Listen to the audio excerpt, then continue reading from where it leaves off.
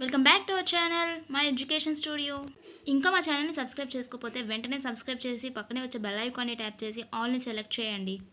Hello, ఈరోజు my childhood English లెసన్ని చూద్దాం. ఇదేంటి అని అంటే అబ్దుల్ కలాం గారి బయోగ్రఫీ అయిన వింగ్స్ ఆఫ్ ఫైర్ బుక్ నుంచి తీసిన చిన్న పార్ట్ ఈ లెసన్ అనమాట.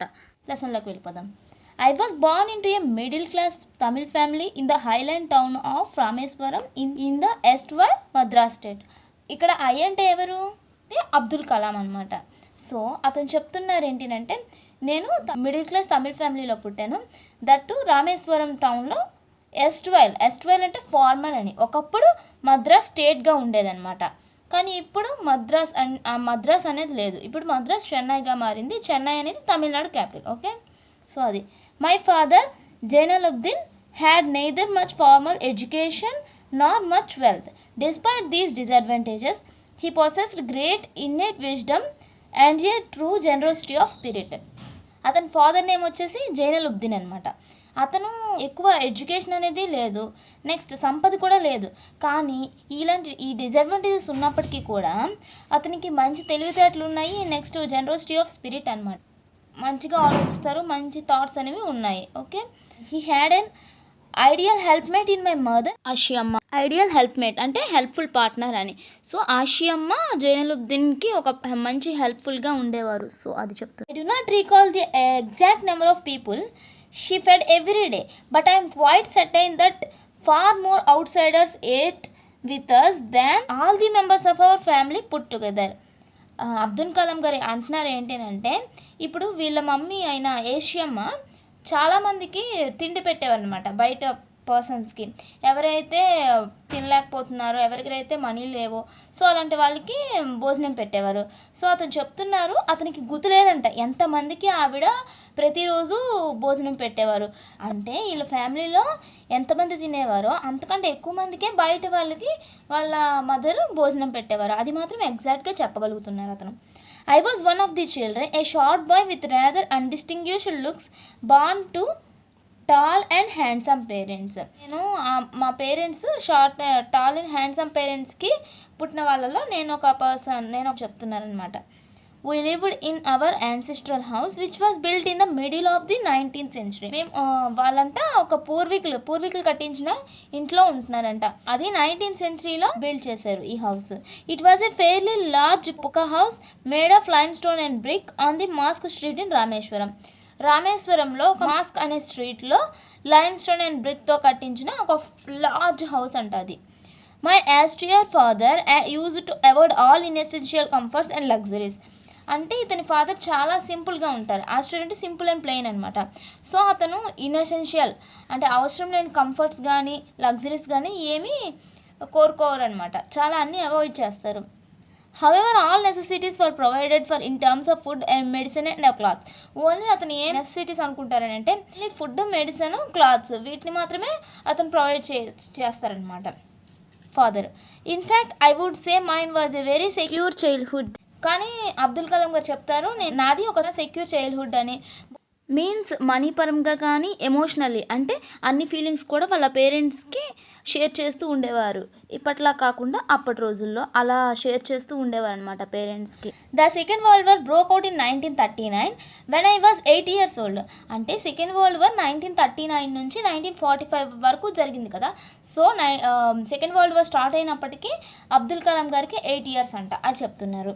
For reasons I have never been able to understand, a sudden demand for tamarind seeds erupted in the market. Tamarind seeds కంట అప్పుడు చాలా డిమాండ్ ఒక్కసారిగా మార్కెట్లో వచ్చిందంట. అది ఎందుకు వచ్చిందో కూడా అబ్దుల్ కలాం గారికి అంత చిన్న ఏజ్ కదా తెలియలేదంట. I used to collect the seeds and sell them to a provision shop on mask street. వీళ్ళు ఉంటున్నది మాస్క్ స్ట్రీట్లో కదా. అక్కడ అతను చాలా సీడ్స్ అనేవి కలెక్ట్ చేసి ప్రొవిజన్ షాప్లో అమ్ముతూ ఉండేవారు అనమాట. A day's collection would fetch me the princely sum of 1 anna. అంటే ఇప్పుడు మనం రూపీస్ అని ఎలా చెప్తున్నామో అప్పుడు అనాస్ ఉండేవన్నమాట ఆ రోజుల్లో. సో ఒక అనా వచ్చేదంట. డే మొత్తం కలెక్ట్ చేసి అమ్మిన దానికి ఒక అనా అనేది అబ్దుల్ కలాం గారికి వచ్చేది. My brother in law Jalaluddin would tell me stories about the war which I would later attempt to trace in the headlines in Dinamani. వాళ్ళ బ్రదర్ ఇన్ లా అయిన జలాలుద్దీన్ ఏమో ఇతను ఈ సెకండ్ వరల్డ్ వార్ అవుతున్నప్పుడు చెప్తుండేవన్నమాట. అందులో ఉన్న స్టోరీస్ అంతా చెప్తుండేవారు. కానీ తర్వాత అబ్దుల్ కలాం గారికి అనే న్యూస్ పేపర్లో అతను చెప్తున్న విషయాలన్నీ కూడా ఈ హెడ్లైన్స్ రూపంలో అతను మళ్ళీ ట్రేస్ చేయగలిగారనమాట ఈ పత్రికలో. Hour area being isolated was completely unaffected by the war. వీళ్ళ ఏరియా అంట ఏదైతే మాస్కో స్ట్రీట్ ఉందో అది ఒక ఐసోలేటెడ్గా, అంటే అది ఒక వేరేగా ఉంటుంది. సో వార్ వల్ల ఎఫెక్ట్ అవ్వలేదు వీళ్ళ area. But soon India was forced to join the elite forces and something like a state of emergency was declared. తర్వాత ఏంటైందంటే ఇండియాకి ఒక స్టేట్ ఆఫ్ ఎమర్జెన్సీగా డిక్లేర్ చేశారు. సో అప్పుడు ఏమైందంటే first casualty came in the form of suspension of the train halt at Rameswaram station. Rameswaram station ఉంటుంది కదా, railway station. So first state of emergency ప్రకటించడం వలన ఫస్ట్ ఎఫెక్ట్ ఏమొచ్చిందంటే ట్రైన్స్ అనేవి ఆగట్లేదు అనమాట ఇంకా. సో అది చెప్తున్నారు. ఆ హాల్ట్ అంటే ఒక బ్రేక్, ఒక స్టాప్ లాగా, temporary stop. The newspapers now had to be bundled and thrown out from the moving train on the Rameswaram road between Rameswaram Doniskodi. ఏంటంటే ఇప్పుడు న్యూస్ పేపర్స్ ఏవైతే రామేశ్వరంలో డిస్ట్రిబ్యూట్ చేసేవారో ఇప్పుడు ఇలా ట్రైన్స్ ఆగపోవడం వల్ల మూవింగ్ ట్రైన్ విసిరేసేవారు అనమాట. రామేశ్వరంకి ధనుష్కోడికి మధ్యలో ఉండే ప్లాట్ఫామ్ మీదకి అలా పేపర్స్ విసిరేస్తుండేవారు అనమాట.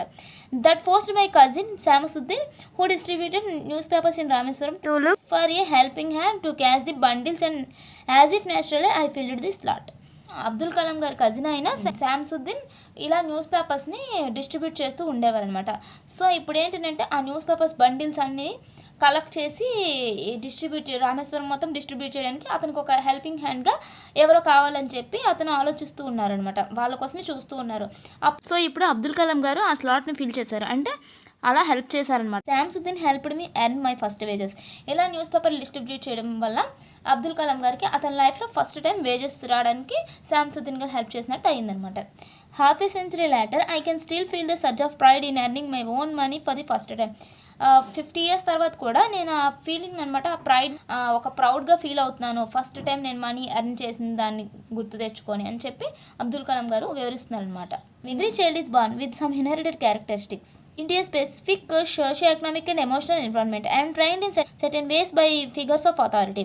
అతను ఏం చెప్తున్నానంటే ప్రతి ఒక్కరు కూడాను ఇన్హెరిటెడ్ క్యారెక్టరిస్టిక్స్ కొన్ని వాటితో పుట్టుతారు కదా అని ఈ సొసైటీకి వచ్చాక కొంతమంది ట్రైన్ చేస్తారు, గురువులు అవని చుట్టుపక్కల వాళ్ళు అవని ఎవరైనా సరే వాళ్ళు ట్రైన్ చేసిన బట్టి కొంచెం అలా మారుతూ వస్తారనమాట. అది చెప్తున్నారు. I inherited honesty and self discipline from my mother. ఇతను ఏం చెప్తున్నారంటే మా parents, my mother, my father నుంచి నేను హానెస్టీ అండ్ సెల్ఫ్ డిసిప్లిన్ని ఇన్హెరిట్ చేసుకున్నాను అని చెప్తున్నారు. I inherited faith in goodness and deep kindness and so did my 3 brothers and sister. అతను ఏం చెప్తున్నారంటే నేను కానీ మా బ్రదర్స్ కానీ సిస్టర్ కానీ ఫెయిత్ ఇన్ గుడ్నెస్ అంటే ఒక మంచిగా ఉండడం, నిజాయితీగా ఉండడం అండ్ ఒక కైండ్ హార్టెడ్గా ఉండడం, ఇవన్నీ కూడాను మా అందరం నేర్చుకున్నాము అని చెప్తున్నారు, ఇన్హెరిట్ చేసుకున్నాము అని చెప్తున్నారు. I had 3 close friends in my childhood. వాళ్ళ పేర్లు ఏంటంటే రామ్నాథ్ శాస్త్రి, అరవిందన్ అండ్ శివప్రకాశన్. 3 ఫ్రెండ్స్ అనమాట వీళ్ళు. All these boys were from orthodox Hindu Brahmin families. 3 కూడాను బ్రాహ్మిన్ ఫ్యామిలీస్ అనమాట. ప్యూర్ అంటే మంచి ట్రెడిషన్స్ ఫాలో అయ్యే బ్రాహ్మిన్ ఫ్యామిలీస్ అనమాట 3 కూడా. As children none of us ever felt any difference amongst ourselves because of our religious differences and upbringing. వీళ్ళ 3 కూడాను చిన్నపిల్లలు కదా, సో వీళ్ళ 3 మధ్యన ఎప్పుడు కూడాను అలాంటి డిఫరెన్సెస్ రాలేదు. ఎలాంటివి మతపరమైన భేదాలు కానీ పెరిగే విధానం అలా భేదాలు కానీ ఎప్పుడు కూడా రాలేదన్నమాట. ఇన్ఫ్యాక్ట్ నిజానికి ఏమైందంటే Ramnath Shastri was the son of the Pakshi Lakshmana Shastri, the high priest of the Rameswaram temple. ఈ రామ్నాథ్ శాస్త్రి అందరూ కూడా బ్రాహ్మిన్స్ అని చెప్పాను కదా, సో రామ్నాథ్ శాస్త్రి పక్షి లక్ష్మణ శాస్త్రి అనే అతనికి కొడుకు అనమాట. ఈ పక్షి లక్ష్మణ శాస్త్రి ఎవరు? రామేశ్వరం టెంపుల్, ఆ రామేశ్వరం టెంపుల్లో హై ప్రీస్ట్గా ఇతను లక్ష్మణ శాస్త్రి ఉండేవారు అనమాట. సో అలా అతని కొడుకు Ramanath Shastri. Later he took over the priesthood of the Rameswaram temple from his father. ఇప్పుడు నెక్స్ట్ ఏమైందంటే వారసత్వంగా లక్ష్మణ శాస్త్రి నుంచి ప్రీస్ట్హుడ్ని రామనాథ్ శాస్త్రి తీసుకున్నారనమాట. Next Arvindan went into the business of arranging transport for the visiting pilgrims, and Shivprakash became a catering contractor for the Southern Railways. Next ఏమైందంటే ఇంకో ఇద్దరు friends ఉన్నారు కదా, అరవిందన్ అండ్ శివప్రకాష్. అరవిందన్ ఏంటి అని అంటే చాలా పిలిగ్రిమ్స్ ఉంటాయి కదా టూరిస్ట్ ప్లేసెస్, సో వాటిని విజిట్ చేయడానికి వచ్చిన వాళ్ళకి ట్రాన్స్పోర్ట్ అరేంజ్ చేయడంలో ఆ బిజినెస్లో అరవిందన్ అనమాట సెటిల్ అయ్యారు. నెక్స్ట్ శివప్రకాష్ ఉన్నారు కదా, అతనేమో క్యాటరింగ్ కాంట్రాక్టర్గా సదరన్ రైల్వేస్కి క్యాటరింగ్ కాంట్రాక్టర్గా ఇతను సెటిల్ అయ్యారు అనమాట. నెక్స్ట్ ఏమైందో చూడండి. During the annual Shri Sitarama Kalyanam ceremony our family used to arrange boats with a special platform for carrying ideals of Lord from the temple to the marriage site situated in the middle of the pond called Ramatirtha, which was near our house. ప్రతి సంవత్సరం కూడా వాళ్ళ ఊర్లో సీతారామ కళ్యాణం ceremony జరుగుతుంది అనమాట. So ఆ సెరిమోనీలో వీళ్ళ ఫ్యామిలీ, అబ్దుల్ కలాం గారి ఫ్యామిలీ ఏమో బోట్స్ని అరేంజ్ చేస్తుంది. దేనికి? ఈ ఐడియల్స్ అంటే విగ్రహాలని, దేవుని యొక్క విగ్రహాలని టెంపుల్ నుంచి మ్యారేజ్ సైట్ ఎక్కడుంది? రామ్ తీర్థ అంటారు కదా, చాలా ఫేమస్. సో రామ్ తీర్థ పాండ్లో ఈ ఐడియల్స్ని పెట్టాలన్నమాట. సో అలా అక్కడ పెట్టడానికి బోట్స్ని వీళ్ళ ఫ్యామిలీ అరేంజ్ చేసేవారు. Events from the Ramayana and from the life of the prophet were the bedtime stories my mother and grandmother would tell the children in our family. రామాయణం అలాంటి ఎపిక్స్ ఆ stories అనమాట వీళ్ళ mother and grand mother ఇద్దరు కూడాను వీళ్ళ ఫ్యామిలీలో ఉన్న చిల్డ్రన్ అందరికీ బెడ్ టైమ్ స్టోరీస్గా చెప్తూ ఉండేవారు అనమాట. చూడండి, అబ్దుల్ కలాం గారి ఫ్యామిలీ ముస్లిం ఫ్యామిలీ అయినప్పటికీ కూడా హిందూ ట్రెడిషన్స్ని ఎంత బాగా ఫాలో అవుతున్నారో, చాలా గ్రేట్ కదా. One day when I was in the 5th standard at the Rameswaram elementary school, a new teacher came to class. అతనంట 5th క్లాస్లో ఉన్నప్పుడు రామేశ్వరం ఎలిమెంటరీ స్కూల్లో చదువుతున్నారనమాట. సో అప్పుడు ఒక కొత్త టీచర్ వచ్చారంట వాళ్ళ క్లాస్కి. అప్పుడు ఏమైందంటే, I use to wear a cap which marked me as a Muslim and I always sat in the front row next to Ramnath Shastri who wore the sacred thread. ఇతనంటే ఒక క్యాప్ పెట్టుకునేవారు. ముస్లిం క్యాప్స్ వేరేగా ఉంటాయి కదా, సో అలా ముస్లిం అని తెలిసేటట్టుగా ఒక క్యాప్ పెట్టుకునేవారు అనమాట. Next Ramnath Sastry ఎవరైతే బ్రాహ్మణ్ ఉన్నారో, వీళ్ళ ముగ్గురు బ్రాహ్మిన్సే కదా, సో రామనాథ్ శాస్త్రి పక్కన ఎప్పుడు కూడా అబ్దుల్ కలాం గారు కూర్చుంటేవారు అనమాట, అది కూడా ఫ్రంట్ రోలో. సో ఈ రామనాథ్ శాస్త్రి ఏంటంటే బ్రాహ్మణ్ కాబట్టి సేక్రెడ్ థ్రెడ్ వేసుకుంటారు కదా బ్రాహ్మిన్స్, అది ఈ టీచర్ చూసారనమాట. ఇతను బ్రాహ్మణ్లా ఉన్నారు, ఇతను ముస్లింలా ఉన్నారు అని చెప్పి అతను పోల్చారనమాట వీళ్ళిద్దరిని చూసి. New teacher could not stomach Hindu priests and sitting with a Muslim boy. ఈ న్యూ టీచర్ ఎవరైతే ఉన్నారో ఆవిడ జీర్ణించుకోలేపారు. ఏమని? హిందూ ప్రీస్ట్స్ అన్ను ముస్లిం బాయ్తో కూర్చోవడం ఏంటి అని. In accordance with our social ranking as the new teacher saw it, I was asked to go and SIT on the back bench. సొసైటీలో కొన్ని ర్యాంక్స్ అనేవి ఇస్తారు కదా, ఈ క్యాస్ట్కి అది, ఆ క్యాస్ట్కి ఇది, వాళ్ళు ముందుండాలి వీళ్ళు వెనకుండాలి అని చెప్పి. సో అలా ఆ టీచర్ కూడాను ఇది చూసి అతన్ని అబ్దుల్ కలాం గారిని వెనక బెంచ్కి వెళ్ళిపోమని చెప్పి అడిగారనమాట, ఆర్డర్ వేశారు. So I felt very sad and so did Ramnath Shastri. నేను చాలా బాధపడ్డాను అండ్ రామ్నాథ్ శాస్త్రి కూడా చాలా బాధపడ్డారు అని చెప్తున్నారు. He looked utterly downcast as I shifted to my seat in the last row. ఇతను లాస్ట్ రోకి వెళ్ళిపోతున్నప్పుడు చాలా బాధపడి చాలాగా ఫీల్ అయ్యారనమాట Ramnath Shastri. Next, the image of him weeping when I shifted to the last row left a lasting impression on me. Image of him weeping అంటే అతను బాధపడుతూ కనిపిస్తున్నాడు ఎప్పుడు అబ్దుల్ కలాం గారు లాస్ట్ బెంచ్కి షిఫ్ట్ అయిపోతున్నప్పుడు. సో ఎప్పటికీ నేను మర్చిపోలేను ఆ సంఘటనని అని చెప్పి అబ్దుల్ కలాం గారు చెప్తున్నారు. After school we went home and told our respective parents about the incident. ఇంకా స్కూల్ అయిపోయింది ఆ రోజు, వాళ్ళిద్దరూ కూడా ఇంటికి వెళ్ళారు, వాళ్ళ పేరెంట్స్కి ఈ జరిగిందంతా ఇన్సిడెంట్ చెప్పారనమాట.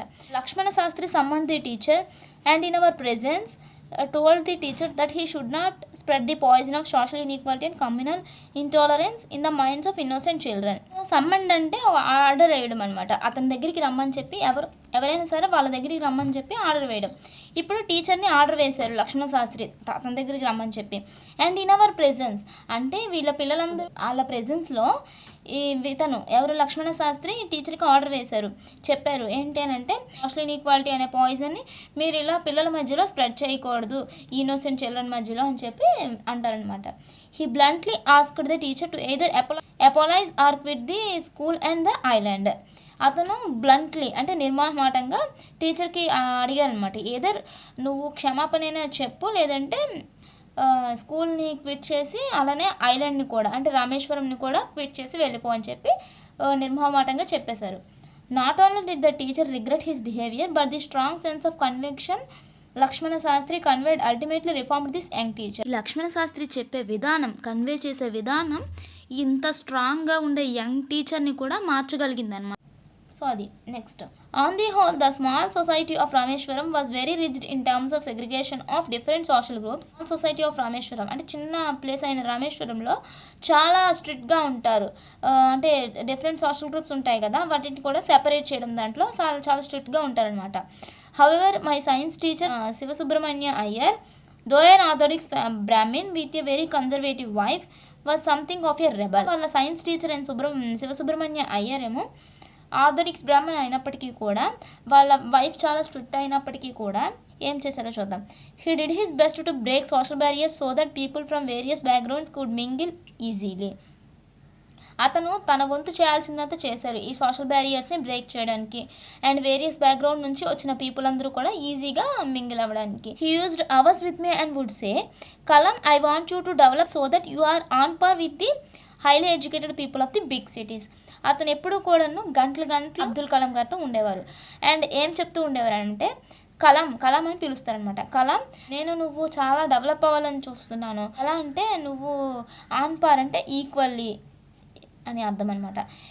హైలీ ఎడ్యుకేటెడ్ పీపుల్ అయితే బిగ్ సిటీస్లో హైలీ ఎడ్యుకేటెడ్ పీపుల్ ఉంటారు కదా, సో వాళ్ళకి ధీటుగా వాళ్ళకి సరిసమానంగా నువ్వంత డెవలప్ అవ్వాలి వాళ్ళతో ఈక్వల్గా అని చెప్తున్నారు. One day he invited me to his home for a meal. ఒకరోజు ఏమైందంటే శివసుబ్రహ్మణ్యం అయ్యారు వాళ్ళ ఇంటికి మీల్స్కి రమ్మన్నారనమాట అబ్దుల్ కలాం గారిని. His wife was horrified at the idea of Muslim boy being invited to dine in her ritually pure kitchen.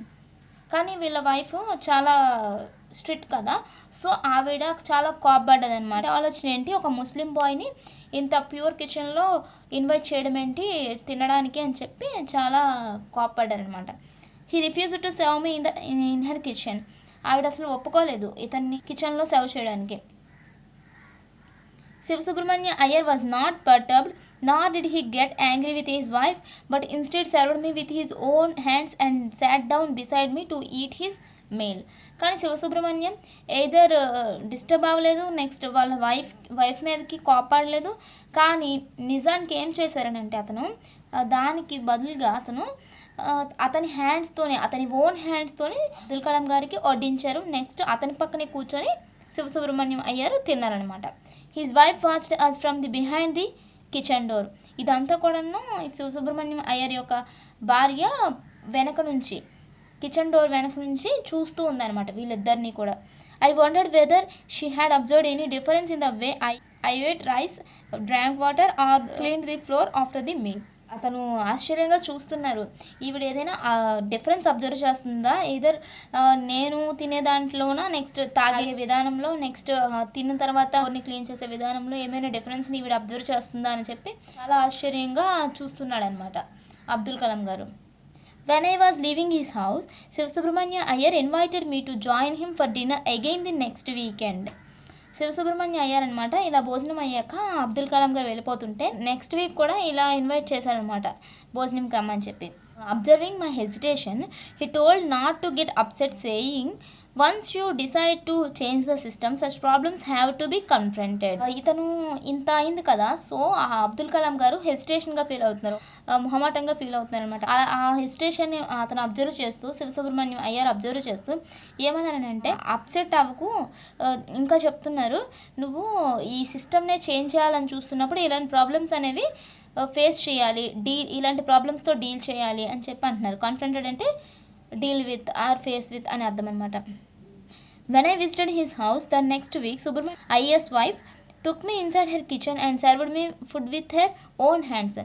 Next time అంటే అబ్దుల్ కలాం గారు వచ్చినప్పటికీ wife ఆలోచనలు మారాయి, మంచిగా మారారనమాట. సో ఆవిడే డైరెక్ట్గా కిచెన్లోకి పట్టుకెళ్ళి ఆవిడ ఓన్ హ్యాండ్స్తో అబ్దుల్ కలాం గారికి భోజనం పెట్టారు. సో ఆ సిచ్యువేషన్ మనం ఈ పిక్చర్లో చూడండి. ఓన్ హ్యాండ్స్తో భోజనం పెడుతున్నారు ఆవిడ, సుబ్రహ్మణ్య అయ్యర్ గారు ఇక్కడ కూర్చున్నారనమాట. సో అది then the second world war was over and India's freedom was imminent. Indians will build their own India declared Gandhiji. అప్పటికి అంటే 1939లో కదా స్టార్ట్ చేశారు. ఈ లెసన్ స్టార్టింగ్లో చూసాం సెకండ్ వరల్డ్ వార్ స్టార్ట్ అయిందని చెప్పి. సో ఇప్పుడు 1945 సెకండ్ వరల్డ్ వార్ అయిపోయింది. నెక్స్ట్ ఇండియాకి ఫ్రీడమ్ కూడా రావడానికి రెడీగా ఉంది, సంభవిస్తుంది అని చెప్పి, అంటే అబౌట్ టు హ్యాపీన్ అని అర్థం అనమాట ఇమ్మినెంట్ అంటే. So Indians will build their own India. Indians వాళ్ళ యొక్క ఇండియాని ఓన్గా బిల్డ్ చేసుకోవచ్చు అని చెప్పి గాంధీజీ గారు డిక్లేర్ చేశారు. The whole country was filled with an unprecedented optimism. ఎప్పుడూ లేనంతగా ఆప్టిమిజం అంటే ఒక పాజిటివ్ వైబ్స్, పాజిటివ్ ఎనర్జీ అనేది ఇండియా మొత్తం ఫీల్ అయి ఉంది. ఇప్పుడు I asked my father for permission to leave Rameswaram and study at the district headquarters in Ramananthapuram. ఇప్పుడు ఈ అబ్దుల్ కలాం గారు వాళ్ళ ఫాదర్ని ఇప్పుడు పర్మిషన్ తీసుకున్నారు. దేనికి? రామేశ్వరం లీవ్ చేసి డిస్ట్రిక్ట్ హెడ్ క్వార్టర్స్ అయిన రామనాథపురంలో చదువుకోవడానికి అనమాట. ఇప్పుడు he told me as if thinking allowed, Abul I know you have to go away to grow. అతను చెప్తున్నారు అబ్దుల్ కలాం గారికి ఏమని అంటే, నాకు తెలుసు నువ్వు గ్రో అవ్వాలంటే చాలా దూరం వెళ్ళాలని. Does the seagull not fly across the sun alone and without a nest? Seagull means ఒక యంగ్ బర్డ్ అనమాట. Young bird without a nest. ఇక్కడ నెస్ట్ అంటే పేరెంట్స్, బర్డ్ యొక్క పేరెంట్స్. సో బర్డ్ పేరెంట్స్ లేనంత మాత్రాన ఎగరడం ఆపేస్తుందా? సో ఎగిరితే కదా తనకి ఫ్లయింగ్ వస్తుంది అని ఒక ఎంకరేజింగ్ వర్డ్స్ని చెప్తున్నారనమాట అబ్దుల్ కలాం వాళ్ళ father. He quoted Khalil Gibran to my hesitant mother, "Your children are not your children. They are the sons and daughters of life's longing for itself. They come through you but not from you. You may give them your love but not your thoughts. For they have their own thoughts." ఎవరైతే hesitant mother అంటే ఇప్పుడు అబ్దుల్ కలాం గారు వెళ్ళడానికి ఆవిడకి ఇష్టం లేదు. So ఆ hesitant mother చూసి ఈ ఫాదర్ చెప్తున్నారు, ఖలీల్ గిబ్రాన్ చెప్పిన ఒక మంచి కోట్స్ చెప్తున్నారు. నీ పిల్లలు కాదు, వాళ్ళకి ఓన్ థాట్స్ వాళ్ళకి ఉంటాయి. నీ ద్వారా వచ్చారు కానీ నీ నుండి కాదు. నీ థాట్స్ అనేవి వాళ్ళకి రుద్దకూడదు. వాళ్ళ ఓన్ థాట్స్ వాళ్ళకి ఉంటాయి. సో మనం వాళ్ళని ఫ్రీగా విడిచిపెట్టాలి. అప్పుడే వాళ్ళు మంచి హైట్స్కి రీచ్ అవ్వగలరు అని చెప్పి ఆవిడకి అర్థమయ్యేటట్టుగా చెప్తున్నారనమాట. So it's all about the my childhood lesson. ఈ లెసన్ నుంచి మనం కొన్ని విషయాలను గుర్తుపెట్టుకోవాలి. అబ్దుల్ కలాం గారి లైఫ్ నుంచి అతను న్యూస్ పేపర్ బాయ్ నుంచి ప్రెసిడెంట్ వరకు హైట్స్ని రీచ్ అవ్వగలిగారు. నెక్స్ట్ వాళ్ళ స్కూల్ జరిగిన ఇన్సిడెంట్, నెక్స్ట్ వాళ్ళ సైన్స్ టీచర్ ఇంటికి పిలిచినప్పుడు జరిగిన ఇన్సిడెంట్. ఈ మూడు కూడా బాగా గుర్తుపెట్టుకోవాలి. Thank you for watching. Please share my videos to your friends. If you have any doubts, ask in comments. See you in next class. Bye bye. Take care.